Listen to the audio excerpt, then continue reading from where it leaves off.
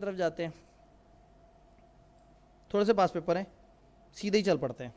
Under the provision of contract act 1872 describe contingent contract and identify the circumstances in which contingent contract can not be enforce. Contingent contract बताएं और कौन कौन से हालात में ये वैलिड नहीं होंगे। तो वो जो पहले वाले चार थे उसकी सिर्फ राइट वाली बात आपने बतानी है, कब का वैलिड नहीं होगा। इम्पॉसिबल इवेंट कभी भी वैलिड नहीं होता। और आखिरी वाले में भी अगर आप गौर से देखें तो उन्होंने ये नहीं बताया वैलिड कब होगा, ये बताया है कि वो वॉइड कब होगा। तो टेक्निकली इन्होंने तकरीबन कंटिजेंट कॉन्ट्रैक्ट और उसके नीचे के सारे रूल्स पूछ लिए 5 नंबर के लिए। जी, describe contingent contract, contingent contract को बताएं। आइडेंटिफाई द सर्कमस्टांसेस, निशानदेही करें उन सर्कमस्टांसेस की, उन हालात की, उन मामलात की। कौन से? इन विच जहां a contingent contract can not be enforced. वो क्या सिचुएशन होगी जब कंटिजेंट कॉन्ट्रैक्ट एनफोर्स नहीं हो सकेगा। एनफोर्स ना होने का मतलब क्या है? वॉइड हो जाएगा। आई कैप, अब आई कैप अगर वैसा करे जो कि इम्पॉसिबल बना दे तो एनफोर्स नहीं हो सकता। मेरा कॉन्ट्रैक्ट एनफोर्स नहीं हो सकता ना।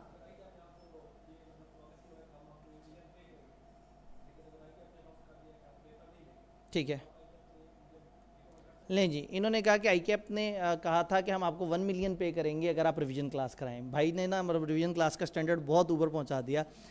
तो खैर मतलब जो है वो ये रिवीजन क्लास जो है वो आईकैप आपकी अच्छाई में करता है और ये एक नॉट फॉर प्रॉफिट एक्टिविटी होती है, बल्कि लॉस मेकिंग एक्टिविटी होती है जिसमें चाय पानी का खर्चा भी आईकैप के ज़िम्मे पड़ता है। तो बहरहाल इन्होंने कहा कि अगर आईकैप ने कहा हम आपको 1 मिलियन पे करेंगे अगर आप रिवीजन क्लास कराएंगे। रिवीजन क्लास मैंने क्यों करानी थी? बच्चों के पेपर ऑन थे। अगर पेपर ही ख़त्म हो गए तो चैप्टर नंबर 6 में मैं आपको एक एग्जांपल बताऊंगा कि अगर वो पीछे वाली वजह ही ख़त्म हो जाए जिसके ऊपर सारी चीज़ बिल्ड हो रही थी तो कॉन्ट्रैक्ट इम्पॉसिबल हो जाता है।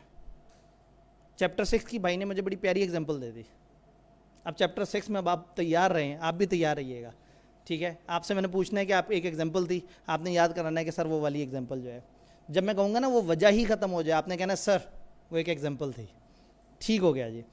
तो कहाँ कहाँ एनफोर्स नहीं हो सकता, यानी कहाँ कहाँ वॉइड हो जाएगा? वो 6 के 6 केसेस में 2 में तो सिर्फ वॉइड का बताया हुआ और 4 में वैलिड और वॉइड दोनों का बताया हुआ। आपने वॉइड वाली बात करनी है। जुबैर ने एग्री किया कि वो एक बंगला बना के देगा उबैद को 20 मिलियन में। कंडीशन क्या है कि payment will only be made after Munir an architect certifies that bungalow has been constructed in accordance with layout plan. उसने कहा मैं आपको 2 करोड़ रुपए दूंगा बंगला बनाने के, लेकिन एक शर्त है, जब वो जो मुनीर आर्किटेक्ट है कंफर्म करेगा कि वो बंगला उस लेआउट के मुताबिक है जो हमारा तय हुआ था। तो बन गया कंटिजेंट कॉन्ट्रैक्ट। इसका मतलब है कि अब अगर मुनीर ऐसा करेगा कुछ कि वो कहेगा ओके है तो फिर तो वाजिब हो जाएगा कॉन्ट्रैक्ट। और अगर मुनीर कहे नहीं जी ऐसा नहीं है तो पिछला मामला ख़त्म हो गया, फिर नए से बैठेंगे कि अब क्या बात होगी। तो उन्होंने कहा कि बताएं इसकी नेचर और वैलिडिटी क्या है अबव कॉन्ट्रैक्ट की। आप कहेंगे इसकी नेचर ये है, ये कंटिजेंट कॉन्ट्रैक्ट है। और इसकी वैलिडिटी क्या है जी? ये वैलिड होगा अगर मुनीर कंफर्म कर देता है। शुक्र है ये नहीं पूछा कि वैलिड कब नहीं होगा, नहीं तो हमें वो दुखी जुमला लिखना पड़ता।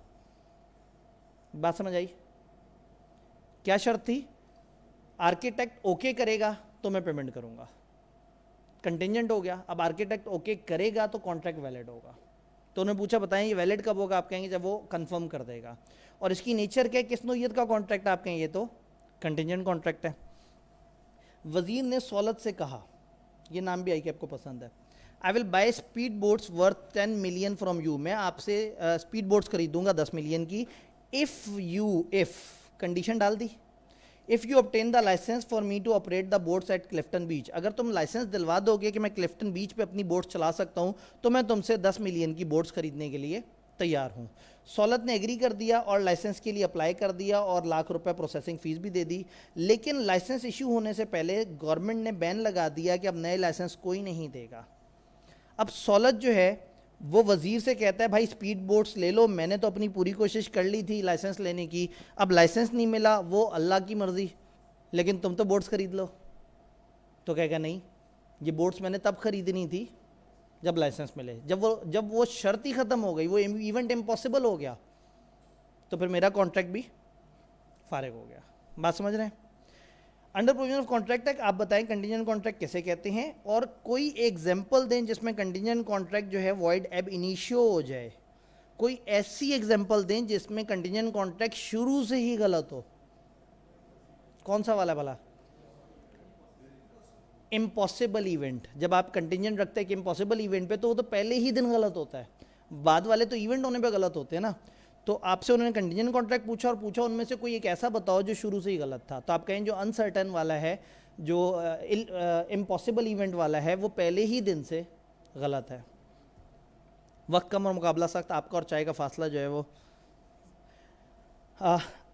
आसिम ने एग्री किया कि वो बंगला बना के देगा अली को 50 मिलियन में, और 2009 में 50 मिलियन में बंगला बना दिया और अब 20 मिलियन में। बहरहाल इन्फ्लेशन उलट तरफ चल रही है। It was agreed that payment would only be made on completion of the project. Project complete होगा तो पेमेंट मिलेगी। Is this a contingent contract? बड़ा कंफ्यूजिंग सवाल है।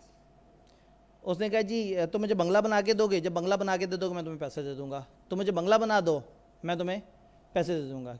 क्या वो गड्डी तू ले आ, पेट्रोल मैं पवानता। तो वो ये वाला मामला ख़राब हो गया।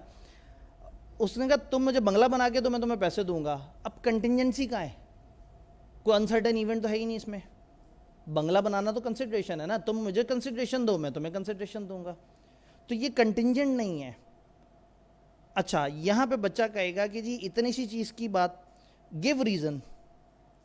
आप कहें जी इसमें एक अनसर्टन इवेंट नहीं है, इसमें दोनों पार्टीज को अपनी अपनी कंसिडरेशन की बात करें। Also list the requisite characteristics of contingent contract. उन्होंने कहा कंटीजेंट कॉन्ट्रैक्ट की जो कैरेक्टरिस्टिक्स हैं वो भी बता दें, हैपनिंग, नॉन हैपनिंग, और वो वाली जो 2-3 लाइन्स थी। तो 3 नंबर के लिए उन्होंने पहले सिनेरियो भी आपको पढ़वाया, फिर आपसे रीजनिंग भी मांगी, और फिर आपसे वो वाली बातें भी लिखवाई। तो एक एक नंबर की सारी बात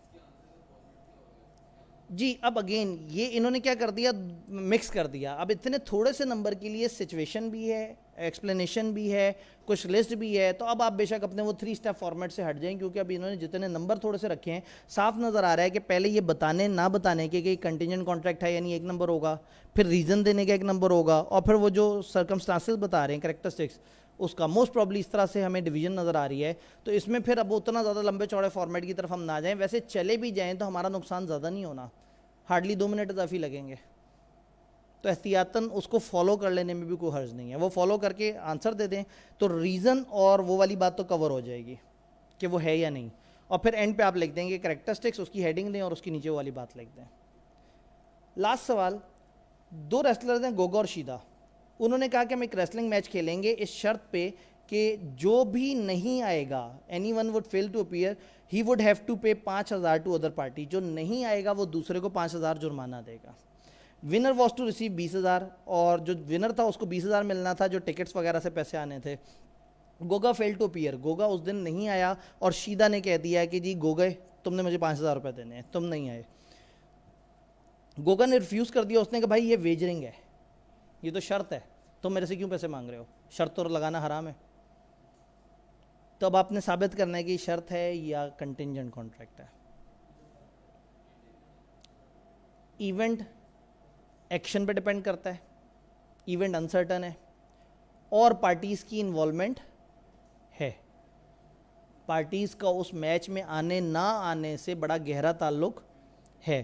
तो अगर आप ये शराइत बता के साबित कर दें तो आप कहें ये कंटिंजेंट कॉन्ट्रैक्ट है भाईजान, ये वेजरिंग नहीं है।